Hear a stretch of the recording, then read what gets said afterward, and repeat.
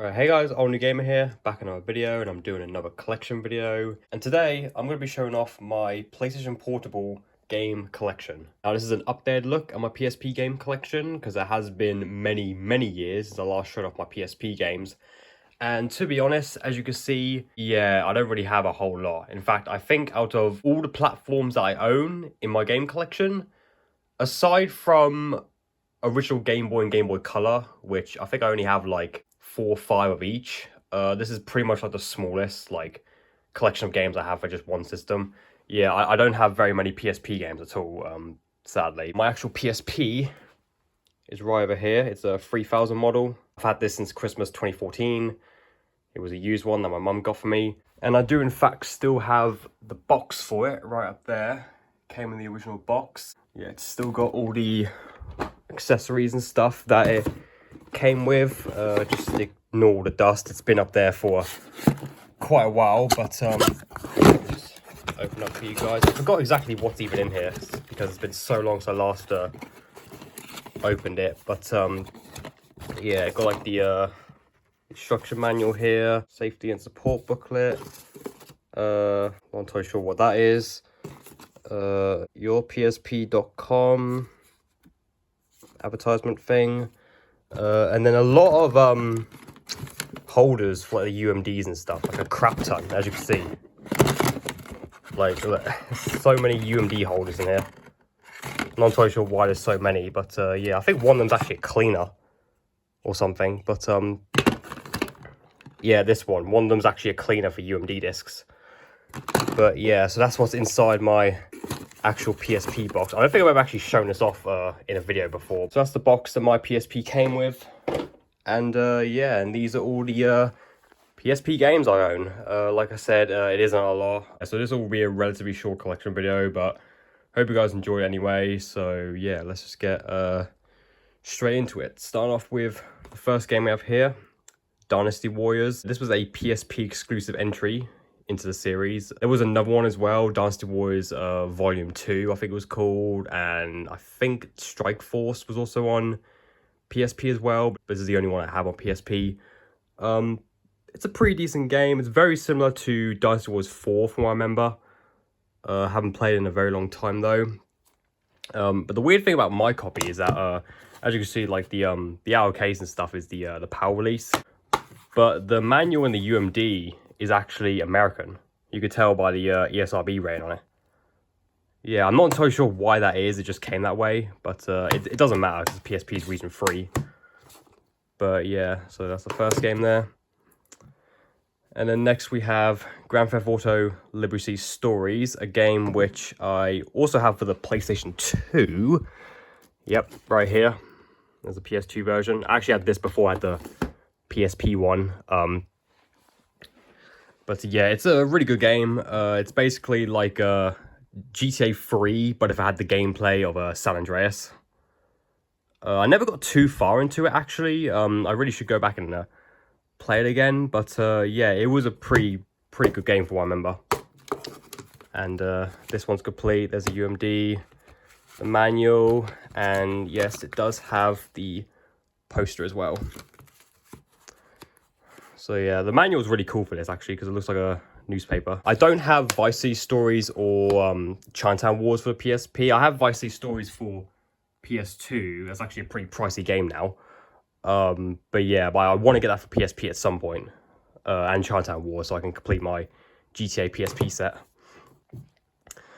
Alright, and then next we have Gun Showdown. Now this is a port of one of my all-time favorite games, Neversoft's Gun, from 2005. Yeah, this one actually has some exclusive features to it. I think it's got some multiplayer modes which weren't in the original. I think some new weapons. Let's see, numerous quick play games. It's not as good as the console versions, of course. It has like a weird sort of color palette to it. Like everything's like looks like really oversaturated from what I remember. And the control scheme's really awkward as well. Like the way you play it, because the PSP only has like the one analog stick on it. To move the camera, you actually have to use the face buttons, I remember. Yeah, like the X, triangle, square and all that. You have to use those to move the camera. It's pretty awkward, but you get used to it pretty quickly. You know, it's not the worst control scheme in the world, but yeah. That one's complete as well. So yeah, this is the only portable version of a gun that they made. That's the main reason why I brought it, because I absolutely love the original version of this game. So I wanted to get it out for the PSP as well. They really should remake this game, in my opinion, because it's absolutely amazing. All right, and then moving on, we have a trilogy of games here. I got all 3 of the Hatsune Miku Project Diva games. Starting off with the very first one here, the very first Project Diva from 2009. Yeah, this is a Japanese copy because this game only came out in Japan. Yeah, big Hatsune Miku fan. As you can see, I've got a plushie of her right there. And I don't own too many of the Project Diva games. I have all the PSP ones, and I've got a few digitally. Like I've got Future Tone on PS4. I've got a demo for Mega Mix on Switch. I've also got the 2 Project Divas on PS3 physically, the Japanese copies of those. But yeah, I might like to get a full set of these at some point. But they're just really damn expensive though. But yeah, there it is. Like I said earlier, the PSP is region free, so I can actually play this, which is good. But yeah, Project Diva is pretty fun. I'm not the biggest into rhythm games, but you know, I do quite enjoy playing this. And then I've got the second one here, Project Diva Second. Again, Japanese copy because it only came out in Japan. Yeah, this one, when I got this copy, it actually had some, I don't know what the hell it was. It was like some chewing gum or something, like on the side here. It had like just weird, like sort of sticky stuff. Like, I don't know, I just don't know what the hell it is. I scraped it all off, but yeah, I just remember when I got this, it just had like some, again, it was like chewing gum or something, just like all on the spine here, which is really weird. I don't remember if I actually played this one or not. I know I've had it for a while. I bought this last year, but I don't think I actually even have played this one. No, actually, I may have done. Yeah, no, I did. I did test this out, I remember when I got it, but yeah, I didn't play as much as the first game. All right, and then we have Project Diva Extend, the last Project Diva for PSP. Yeah, this one I don't think I played at all, to be honest. I got this one last year as well. But yeah, I mainly bought it just to complete the set.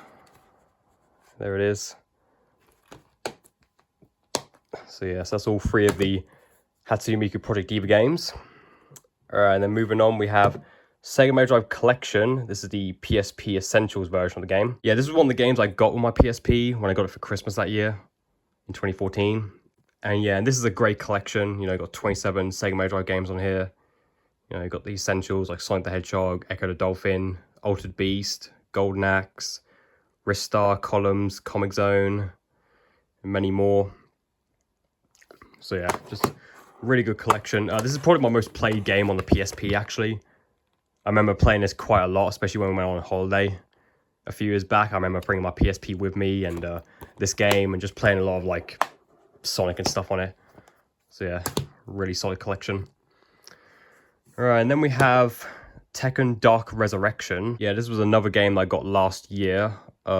This game, I'll be honest, I played it a little bit. I don't really remember a whole lot about it. It played similarly to Tekken 5. In fact, I think it's like based on Tekken 5. But yeah, but I just don't remember much, to be honest. I mainly bought it because I wanted to get a full set of all the Tekken games. But yeah, I don't have much to say about it at all.